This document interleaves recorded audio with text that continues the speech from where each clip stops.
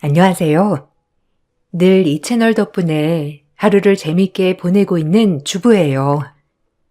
저 역시도 참 많은 일이 있었다고 생각했지만 여기 글들을 읽고 저뿐만 아니라 모두에게 일어날 수 있구나라는 생각을 가지고 위안도 얻고 재미도 얻었어요. 저 또한 남들에게 위안이나 위로가 되고자 글을 한번 써보려고 해요. 전 어렸을 때부터 인기가 많았어요. 부모님이 예쁘게 낳아주신 것도 있었지만 아무래도 가정교육을 정말 남부럽지 않게 받았기 때문에 제 주변엔 사람이 끊이질 않았어요. 나름 공부도 잘했기 때문에 서울대학교에도 입학을 했죠. 친정 부모님들은 제가 서울대학교에 입학하자 너무나 뿌듯해 하셨어요. 우리 딸이 얼굴만 예쁜 줄 알았더니 공부까지 잘해서 이렇게 부모면을 세워주네. 아유, 고마워라. 영특하다 진짜. 엄마 아빠가 날 이렇게 낳아줬으니까 그렇지. 내가 더 열심히 해서 좋은 데 취직해가지고 아주 호강시켜줄게. 우리가 돈이 더 많았으면 더 좋은 과외도 시켜주고 좋은 학원도 다니게 해줬을 텐데 알아서 잘 자란 것 같아 미안하기도 하네. 아니야. 엄마 아빠가 이렇게 잘 키워준 것만으로도 너무 고마워. 학교 들어가서도 열심히 해야지. 그래서 엄마 기쁘게 해줄게. 전 늘 부모님의 자랑이었죠. 전 서울대학교 심리학과를 나왔어요. 멋진 심리학자가 되는 게 꿈이었지만 갑작스러운 집안의 사정으로 휴학을 하고 아르바이트 전선에 뛰어들어야 했어요. 하지만 부모님이 원망스럽진 않았습니다. 지금까지도 이렇게 멋지게 키워주신 것도 큰 은혜라고 생각했기 때문이에요. 그래서 전 휴학을 했지만 제 학벌로 학원 강사를 시작했어요. 그때 당시 학원 강사의 시급은 다른 아르바이트보다 좋았기 때문에 열심히 했습니다. 강사 일을 하다가 지금의 남편을 만났죠. 남편이 학원 원장이었기 때문이에요. 저와 8살 차이가 났지만 나이 차이가 느껴지지 않을 정도로 다정했어요. 점차 그 남자에게 빠져들었죠. 그리고 저희는 연애를 시작했어요. 남자친구가 나이가 있었기 때문에 저와의 결혼을 완강히 원하기도 했어요. 결혼하자. 내가 잘해줄게. 결혼하고 너 학교도 다시 복학하고 그렇게 살아보자. 어때? 난 좋은 남편 될 수 있을 것 같은데. 결혼? 난 아직 나이도 어리고 준비도 하나도 안 되어 있어. 그리고 지금 집안 사정도 어렵기도 하고 조금 더 기다려줘. 결혼해도 너 꿈 이루게 해줄게. 걱정하지 마. 집안 사정은 걱정 마. 내가 다 준비가 되어 있으니까 돈 걱정은 넣어둬. 남편에게 조금만 더 기다려달라고 했지만 남편은 막무가내로 빨리 결혼을 하자고 했어요. 저도 그런 남편의 모습이 싫진 않더군요. 말도 잘하고 적극적인 그의 모습이 참 매력있다고 생각했거든요. 저 역시도 결혼을 하고 싶은 마음이 크더라고요. 그렇게 남편이 밀어붙이는 결혼을 저도 진행하게 되었어요. 부모님은 아무것도 못해준다는 사실에 괴로워하셨지만 싹싹하고 듬직한 남편 모습을 보고 찰떡같이 마음에 들어 하셨고요. 그렇게 결혼을 준비하게 되었어요. 거기서부터 문제가 시작이 됐죠. 아니, 집에 돈이 많은 애도 아니고 지금 너네 학원 아르바이트 강사랑 결혼을 하겠다는 거야? 우리 집안이 어떤 집안인데? 허락해줘요. 착하고 똑똑한 애예요. 집안이 지금 어려워서 그렇지. 서울대 재학 중인데 휴학했고요. 좋은 애예요. 사실 서울대도 얼마나 들어가기 힘들어요. 그 정도로 유능한 친구예요. 강사라고 하지만 일도 정말 잘하고요. 걔 없으면 안 돼요. 아무리 서울대라고 해도 졸업은 못한 거 아니야?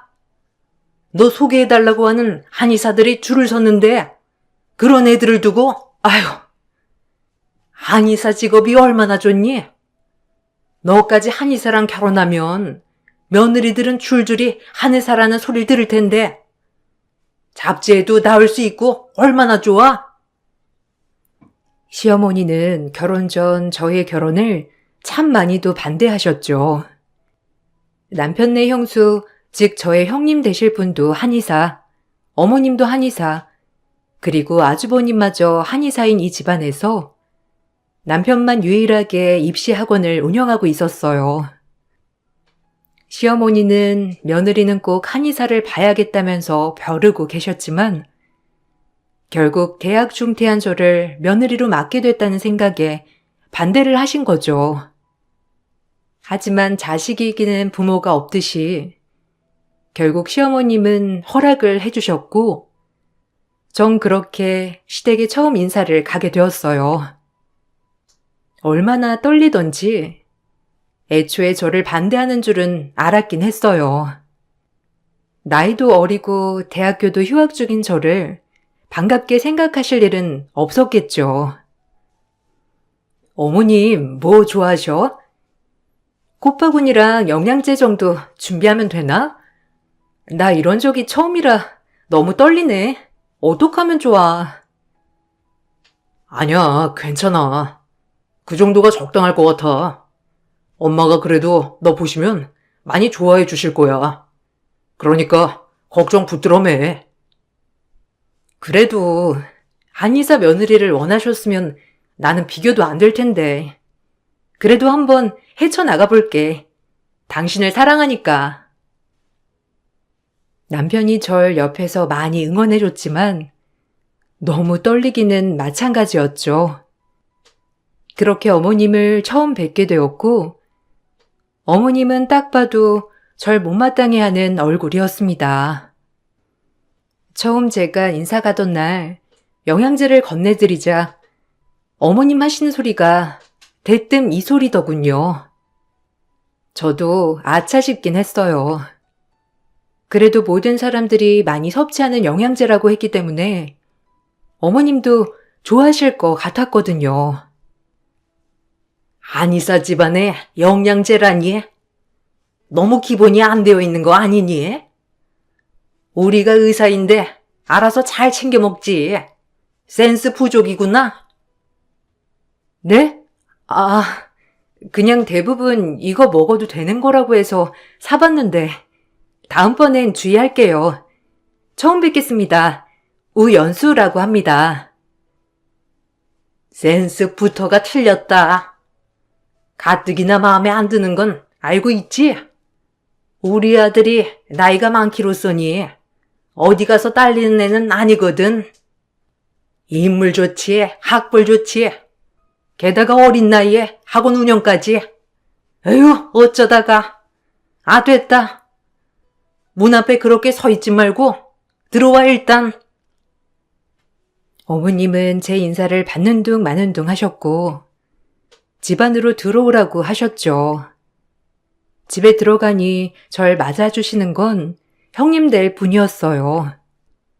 절 위아래로 훑으시며 어머님과 같은 표정을 지으며 저를 반겨주었죠.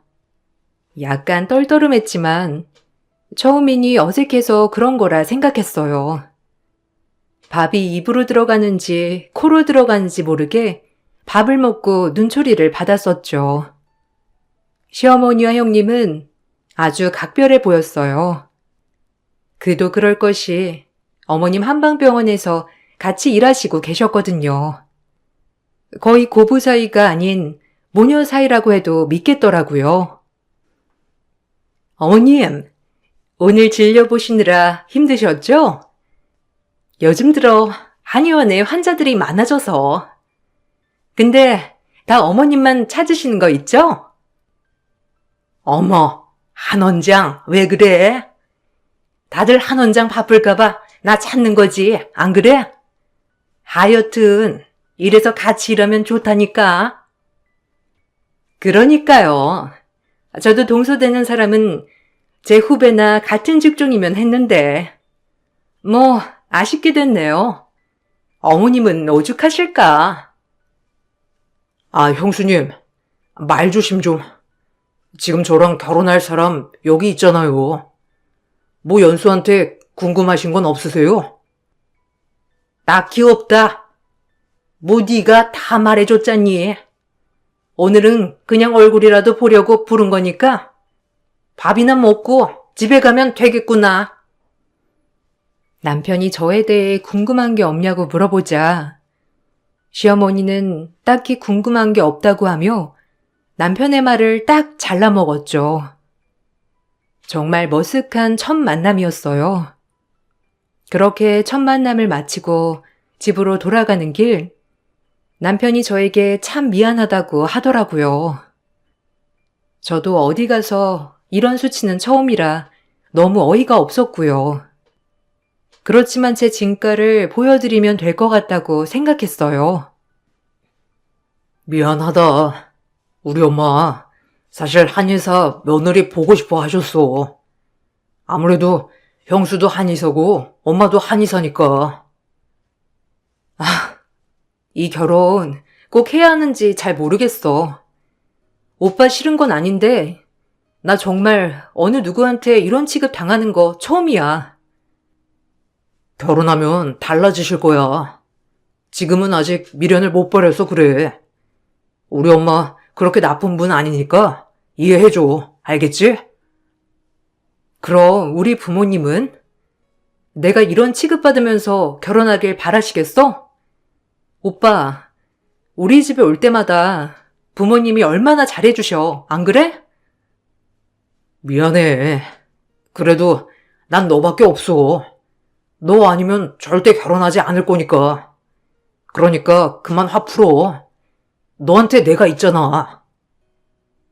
남편이 절 어르고 달래 결국 전 그걸 받아들였고 드디어 결혼을 하게 되었습니다. 결혼식에서도 시어머니는 저희 부모님과 눈을 마주치지도 않았지만 그냥 살다 보면 그러려니 나아질 거라고 생각했어요.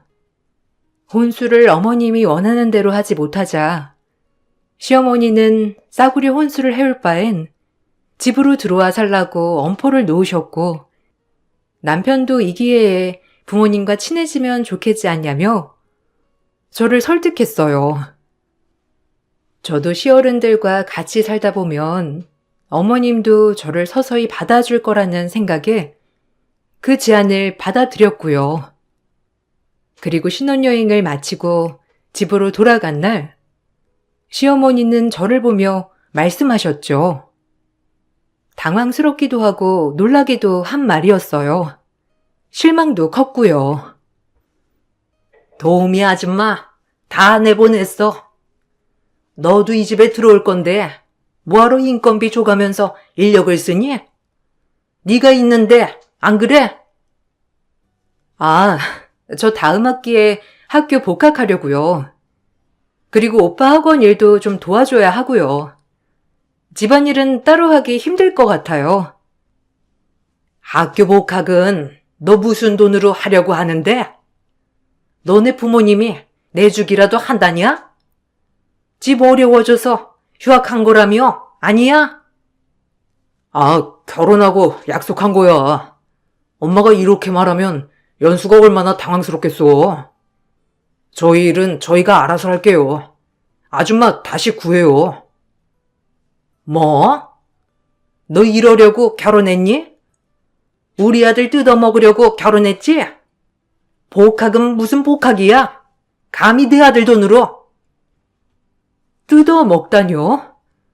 어머님 말씀이 너무 심하신 거 아니에요? 전 이 집 도우미로 들어온 거 아니니까 오늘 들은 건 못 들은 걸로 할게요. 그리고 학교는 제 돈으로 다닐 겁니다. 그러니까 걱정 안 하셔도 돼요. 전 도우미로 이 집에 들어온 게 아니거든요. 명심하세요. 이 말을 끝으로 방으로 들어와 버렸어요. 결혼 전부터 저를 마음에 안 들어 하시는 건 알았지만 이렇게 대놓고 가정부 취급을 하니 눈물이 나더라고요. 어려서 참 귀하게 자랐다고 생각했는데 어디 가서 이런 취급을 당하니까 당황스럽기도 했고요.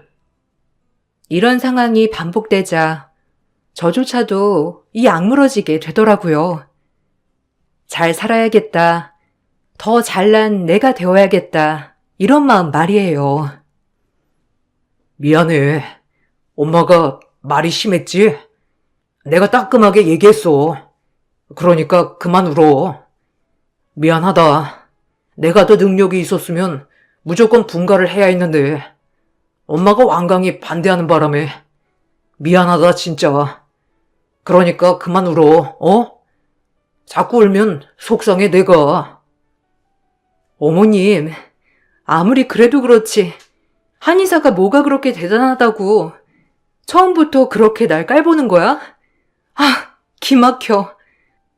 그래, 누굴 탓하겠어. 내가 선택한 일인데 안 그래? 그래, 나도 오기가 있다 이거야. 두고 봐. 아주 멋진 사람이 될 테니까. 남편에게 넋두리도 해보았지만 제가 선택한 길이니 참아야겠다고 생각했어요. 언젠간 시간이 지나면 다 알아주시겠지. 아니, 알아주시는 게 아니라 날 안 미워하시겠지라는 마음으로 말이에요. 그리고 전 누가 뭐라고 해도 복학을 강행하였고 혹여나 남편 돈으로 등록금을 낼 때 혹시나 뒷말이 나올까 싶어 악착같이 남편 학원에서 강사 아르바이트를 하며 학교를 병행했죠. 결국 전 졸업을 하였어요. 졸업을 하고 학원 강사 일이 잘 맞아서 남편 학원을 도와 강사를 계속하게 되었죠. 어쩌다 가족 모임이 있는 날이면 형님이 오셔서 어머님 대신 속을 긁기 일쑤였지만 개의치 않았어요. 저도 한성질 했거든요. 동서, 아예 서방님 학원에 취직한 거야? 졸업도 했다면서. 아무래도 부부가 같이 있으면 좀 그렇지 않나? 오히려 마주칠 시간이 없더라고요. 강의가 워낙 빡빡해서. 그리고 애들 가르친 일도 너무 재미있기도 하고요. 그래도 누가 보면 서방님한테 기생하는 줄 알겠다.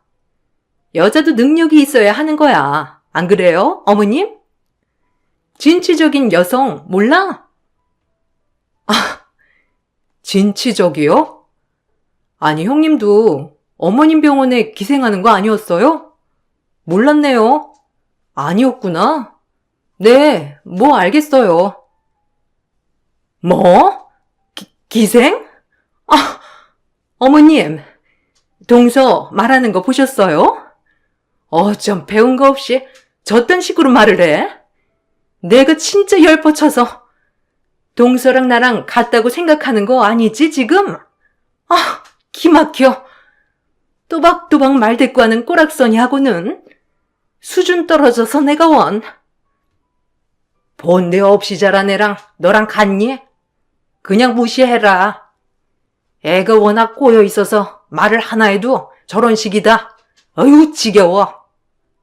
가끔 보는 너한테도 저러는데 맨날 보는 나는 어떻겠니? 그러려니 하다가도 성질나니까 참아라 너도. 우리가 참아야지. 시어머니는 늘 형님을 두둔하였고 저도 그런 형님과 어머님의 모습을 보며 그냥 우습다고 생각했죠. 아무리 명망 있는 한의사 집안이라고 해도 서울대도 얼마나 들어가기 힘든데 저렇게 무시할까 하면서 그냥 우스웠어요. 진정한 배운 사람이라면 저러지 않을 텐데 말이에요. 저도 학교를 졸업한 뒤에는 나름 자신감도 많이 생겼고 자존감도 많이 올라갔었기에 형님과 시어머니의 하는 말들을 한 귀로 듣고 한 귀로 흘리는 날이 많았어요. 그리고 전 임신을 했죠. 형님은 아이가 없던 터라 제가 임신을 하게 되자 시어머니도 그다지 좋게 생각하시진 않았어요. 전 축복받아야 할 임신 소식에 시어머니는 볼멘 소리를 하셨죠. 뭐? 임신? 아니, 너네 형님도 아직 안 가진 애를 네가 털컥 먼저 가졌단 말이야? 넌 위아래도 없니? 조심 좀 하지. 아유. 임신이 무슨 제 의지로 되나요? 그리고 형님은 형님이고 전 저죠, 어머님. 축복해 주세요. 어머님 손주잖아요. 하여간 밉다 하니까 미운 짓만 골라 하는구나. 너네 형님이 알면 얼마나 속상할 거야, 안 그래? 아유, 머리 아파. 너네 형님이 얼마나 마음이 쓰리겠냐? 하여간 우리 집안이랑 아예 맞지도 않는 애라니까. 임신하면 뭐가 달라질 줄 알았어? 저의 임신 소식으로 인해 시어머니는 저와 더 이상 말을 하지 않으려 했고, 그새 이 사실을 알게 된 형님은 저에게 전화가 와서 고래고래 따지기 시작했어요. 강의 준비 중이었던 저는 얼마나 황당하던지, 한편으론 안쓰럽기도 했지만 한편으론 황당하더라고요. 몇 년째 임신을 기다리는 형님은 저에게 모든 걸 쏟아내듯 와다다다 속사포처럼 말하기 시작했어요. 들어주다 좀 어이가 없었죠. 동서, 임신했다며? 아니, 어떻게 그럴 수 있어? 뻔히나 임신 기다리는 거 알면서 어떻게 먼저 임신을 할 수 있냐고? 형님이 임신 기다리는 줄 제가 어떻게 알았겠어요? 말을 안 하시는데, 그리고 생겼는데 이게 왜 제가 죄인이 되어야 하나요? 뭐? 위아래도 없는 형 같으니라고. 그래, 너 먼저 임신했다 이거지? 그래, 어디 한번 나와봐. 그래도 네가 이 집에서 인정받을 수 있을 것 같아? 어머님은 한의사만 취급해, 알아? 너같이 본데 없는 강사하며 용돈 버는 사람 취급도 안 하시니까. 네 뱃속에서 나온 자식 너 같겠지. 얼마나 예쁨 받겠니? 본데 없이 위아래도 없는 것 같으니라고. 먼저 네가 임신을 해? 형님, 억지 쓰지 마세요. 형님이 임신 기다린다고 얘기해주지도 않았고, 그리고 자꾸 그렇게 말씀하시면 좋으세요? 뭐야? 이 버러지 같은 게? 젊다고 임신 잘 되는 것 같지? 어디 잘 태어나는지 두고 봐라. 네 뱃속에 나온 애가 그렇고 그렇겠지. 제가 전화로 대답도 하기 전에 형님은 전화를 끊었죠. 그렇게 축복받아야 할 임신 소식에도 저는 형님과 어머님의 눈치만을 봐야 했고, 배가 불러오면 올수록 마음 한편이 계속 불편하였어요. 남편만이 유일하게 임신을 기뻐해 주었어요. 그래서 버텼죠. 그리고 그렇게 눈치를 보던 임신 기간이 끝이 나고 전 예쁜 일란성 쌍둥이 딸을 얻었어요. 어찌나 예쁘던지. 임신 기간 내내 시댁 눈치만 봐야 했던 터라 아이들에게 안 좋은 환경을 만들어준 건 아닌지 미안한 마음이 컸지만 아이들은 참 맑게 잘 자라주었어요. 할머니, 오늘 유치원에서 이거 배웠어요. 유리는 할머니처럼 한의사가 될 거고, 전 엄마처럼 선생님 될 거예요. 아이고, 그래? 둘 다 한의사가 되면 좋겠다. 한의사 되면 이 할미병원도 물려받고 얼마나 좋아? 안 그러냐? 다행히 아이를 낳자 시어머니는 저를 미워하셨던 것과는 다르게 딸 아이들은 예뻐하셨어요. 첫 손주기도 했고 딸들이 굉장히 똑똑했기 때문이죠. 시어머니는 손녀들을 한의사로 키우기 위해 아직 어린 아이들임에도 불구하고 귀에 못이 박히도록 한의사가 되라며 얘기를 했어요. 처음엔 그러려니 했지만 계속되는 한의사 압박에 듣기가 싫어지더라고요. 아이들에게 고정감염이 생길까 봐요. 엄마, 그만 좀 해요. 무슨 한의사 얘기를 애들 볼 때마다 하니? 애들이 벌써부터 한의사가 제일 훌륭한 사람인 줄 안다고요. 뭐 어떠니? 훌륭한 사람 맞지? 안 그래? 지 엄마도 한의사였으면 얼마나 좋아? 5점이야, 5점. 제가 우리 집에 5점. 항상 대화의 끝은 제가 마음에 안 드는 시어머니였죠. 아이가 좀 크고 나니 그러려니 했고요. 형님도 간간히 저희 집에 노셨지만 저희 집 애들 한번 안아주지 않고 눈 한번 마주치지 않았죠. 아직까지 아이가 없는 형님은 저희 애들을 좋아하지 않으셨어요. 저 역시도 처음엔 이런 부분이 섭섭했지만 아이가 없는 형님 마음이 오죽할까 싶어 이해하기도 했어요. 그러던 어느 날이었어요. 저희 가족이 다 같이 저녁을 먹고 있는데 형님이 오열을 하며 문을 박차고 들어오더라고요. 전 무슨 일인가 싶어 놀랐죠. 어머님, 저 임신이래요. 드디어 임신했어요. 기다린 보람이 있나 봐요.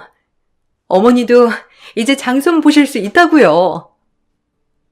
에그머니나, 그게 진짜야? 아유, 내 이보다 기쁠 수 없다 정말. 우리 큰아기가 임신이라니. 너무 고마워 정말. 역시 기다리면 된다니까. 내가 보라고 했니? 그네가 지어준 한약 먹고 괜찮아진 거지? 그래, 몸이 따뜻해야 임신이 된다니까. 시어머니는 그 누구보다 기뻐하셨고 저 역시도 형님이 난임으로 너무 고생하신 걸 알았기 때문에 내심 기쁘고 감동스럽더라고요. 현실로는 사이가 좋지 않은 동서지간이었지만 그래도 임신만큼은 정말 축하해드리고 싶었어요.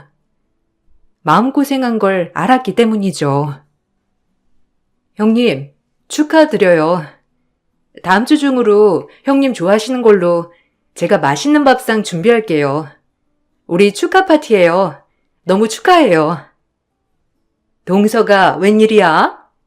혹시 밥에다 무슨 독을 타는 건 아니지? 농담이야. 그래, 그러자고. 어머님, 그때 또 올게요. 그래. 아이고, 장하다. 내일은 출근하지 말고 푹 쉬어. 간원장 환자들 다 내 쪽으로 돌릴 테니까 몸 조심해야지. 안 그래? 그래도 집안에 경사가 하나 생기니 다들 기쁜 마음으로 축하해 주었어요. 저 역시도 마찬가지였고요. 난임으로 거의 8년 정도를 고생한 걸 알았기 때문에 그 마음이야 오죽할까 싶었거든요. 전 형님의 임신 파티 준비를 하며 밥상을 차렸어요. 형님이 좋아하는 음식들과 축하 파티 음식을 같이 세팅하고 온 가족들을 기다렸습니다. 저희 딸들도 예쁜 꽃가옷을 입고 축하해줄 준비를 마쳤고요. 그렇게 형님네가 집으로 들어섰고 좋은 마음으로 형님을 맞이했어요. 그렇게 밥상을 차렸더니 시어머니와 형님이 나란히 앉아 또 제 신경을 슬슬 긁어놓기 시작하더라고요. 역시는 역시였죠. 제가 좋은 마음을 먹어도 역시나 형님과 시어머니는 절 농락했어요. 우리 임신부 며느리 위해서 밥 차린다더니 죄다 밥상에 음식들 보니까 아주 습담 쌓이기 딱 좋구나. 아휴. 그러게요. 갈로 증상도 올 것 같은데요. 아니, 좀 궁합 좀 보고 차리지. 내가 밥 차려준다 할 때부터 알아봤어. 아휴. 항상 밥 차리는 거 보면 아주 담정병 오기 딱 좋다니까. 네가 맨날 안 먹어봐서 그래. 아휴, 그래도 대충 좋아하는 걸로 골라 먹거라. 그리고 너는 좀 밥 차릴 거면 모르면 나한테 물어보고 잠자코 해라. 아휴, 몸속에 늑폐물 쌓이게 딱 좋은 밥상이네. 아휴. 형님이 먹고 싶은 것들로만 차린 건데도 문제가 되나요? 아, 그럼 진작에 어머님이 차리시지 그랬어요. 뭐야? 아휴, 말만 하면 말대꾸 한다니까. 내가 너 때문에 제명이 못 산다. 아휴, 꼴 보기 싫어. 몇 년이 지나도 적응 안 돼. 에휴.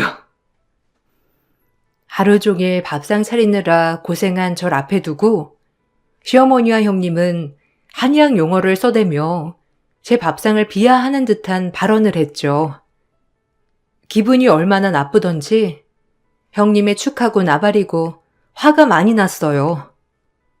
그리고 한참 밥을 먹고 있는데 저희 집 6살 난 쌍둥이 딸들이 이런 말을 내뱉더라고요. 딸들이 뱉은 말 한마디 때문에 집안은 아수라장이 되었고 저 역시도 밥숟가락을 떨어뜨릴 정도였어요. 근데 큰아빠 무전자증이에요? 무정자증이 뭐예요? 아까 큰엄마 가방에 있던 종이에 쓰여 있던데.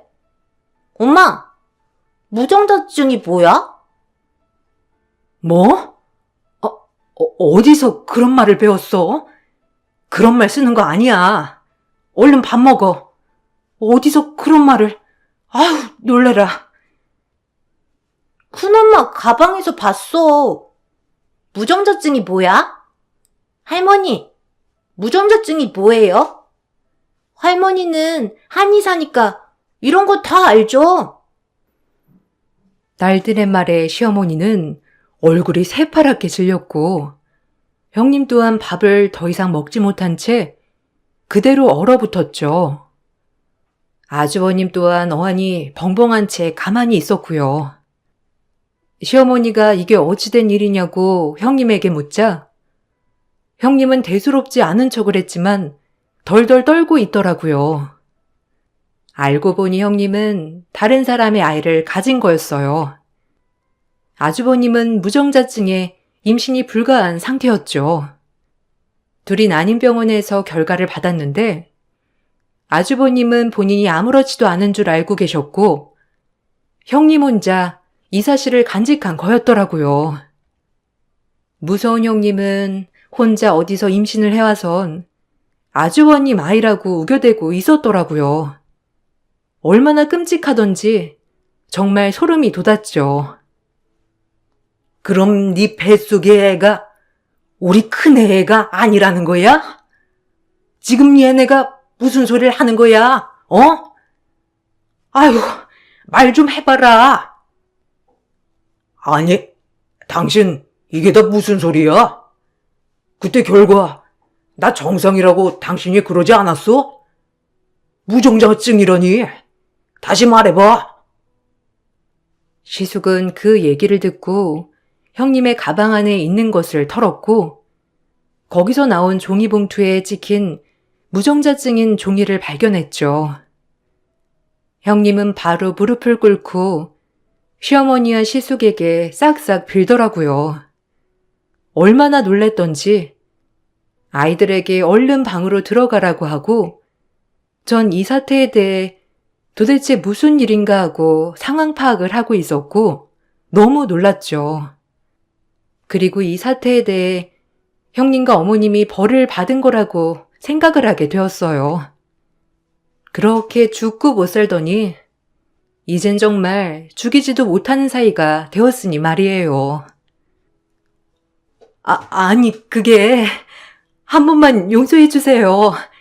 아이는 너무 갖고 싶은데 이는 무정자증이라고 하지. 그럼 어떡해요? 어머님이 한 번만 더 눈 감아주시면 안 될까요? 여보도 아이 간절히 원했잖아, 그냥 자기 아이라고 생각해. 어차피 자기 애 못 갖는데. 아유, 내가 호랑이 새끼를 키웠구나. 아주 네가 어떻게 우리 집에 이럴 수가 있냐? 불결하기도 짝이 없지. 당장 나가! 더러운 입으로 내 얘기 꺼내지 마. 그렇게 갖고 싶었던 아이? 그럼 남의 애 가지고 나가서 살아. 당장 이혼이야. 알겠어? 더러운 것. 한의사 며느리라고 오냐오냐 했더니 아주 네가 내 머리 꼭대기에 앉는구나. 아유, 끔찍한 것 같으니라고. 어머님, 여보, 제발. 아니, 동서가 뭐라고 말 좀 해봐. 동서도 여자니까 내 마음 알 거 아니야, 안 그래? 아이 갖고 싶은 내 마음 말이야. 제가 형님 말에 보탤 주제나 되나요? 그렇게 저 업신여겨놓고 지금 와서 같은 여자니까 이해해달라고요? 아, 당신 업보지.